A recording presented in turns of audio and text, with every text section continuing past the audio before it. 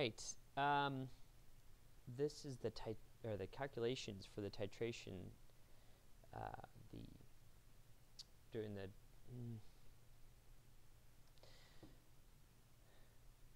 These are the calculations for determining the Ka by half titration of a weak acid. And as you can see, I already created my tables. Let me see if I can make this a little bit more obvious. All right. So there's my table 2, which is the titration data. You can see that my initial quantity, or my initial volume in the burette was 0.10 milliliters. That's when I read it off the top. And then the final reading was at 29.11 milliliters.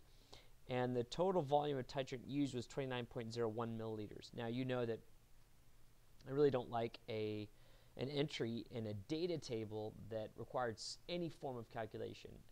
I'm not going to make a big deal out of it this time. I had forgotten or didn't realize that this was going to happen. So if you have this in your data table, I'm going to excuse it this time.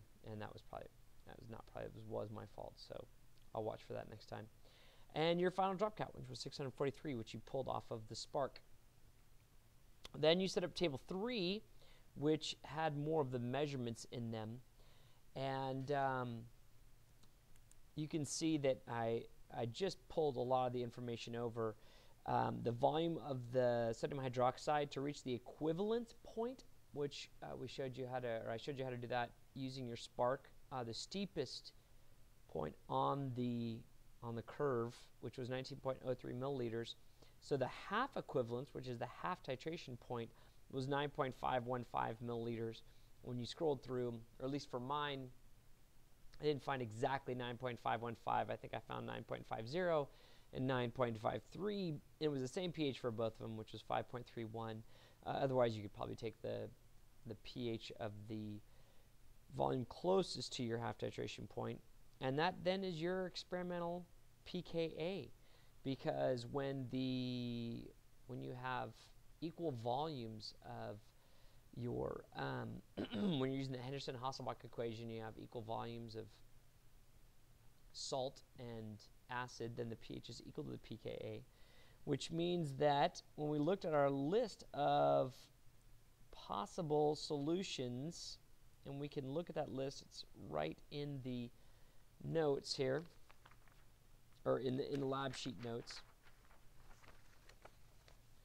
We pick the solution that has the pKa closest to the value. Now mine was 5.31. That's a little bit closer to acetic acid than it is to hypochlorous acid.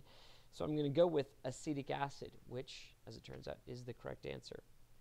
So possible solution, I'm going to say, is acetic acid, and the pKa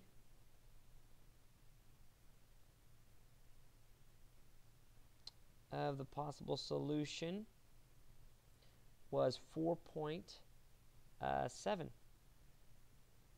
Pull that off the table. And our percent error we can calculate using that formula. So this is really the only calculation we've had to, serious calculation we have to do so far. We put in my sample calculation section down here. And percent error, if you guys remember, is equal to the theoretical minus experimental, all divided by theoretical. And I'm gonna make this an absolute value. We haven't really talked about if your percent error is higher or lower, if you have a positive or negative percent error. And times 100. Times 100, of course, because we want to give it a percent. So if I plug that into my calculator, I end up, I need to give you the values. So in my case, the values are 4.7, and it's actually 4.75. I'm going to have you guys put that down. 4.75 minus that was a theoretical, minus my experimental, which was 5.31 absolute value, all divided by the theoretical, 4.75 times 100. So 4.75 minus 0.31 divided by times 100. And my error comes out to be 11.8%, which is not fantastic. And we'll talk about what possibly could have happened. So I'm going to put 11.8%. Now there's one thing I hope I mentioned in this class already, that this whole lab is determining Ka, and then we didn't even put a spot for it. So I made another table here, the calculation determining the Ka values. And the experimental was 5.31, and the possible, which in this case we already know is acetic acid, is 4.75.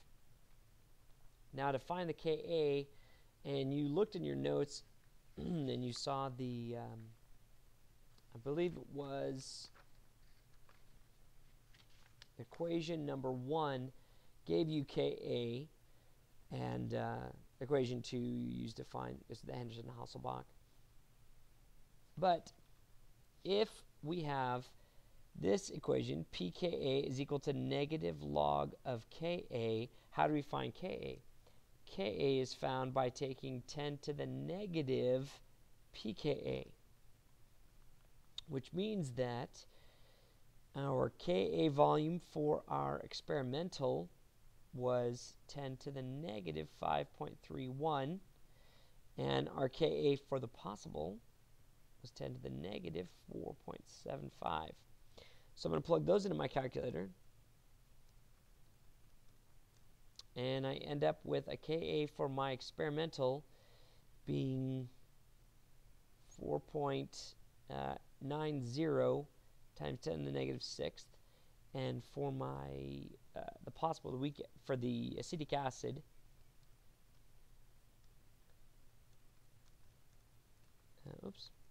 second function, negative, ends up being 1.78 times 10 to the negative 5th. Now that's a pretty significant difference in Ka values. That has me a little bit worried. Times 10 to the negative 6th, and 1.78 times 10 to the negative 5th. So looking at this, I want to talk about a couple things. The first is the Ka value is a much smaller value, which means that it's a much weaker acid than, it's a weaker acid than acetic acid is supposed to be. How could that have happened? Well, that means that it took more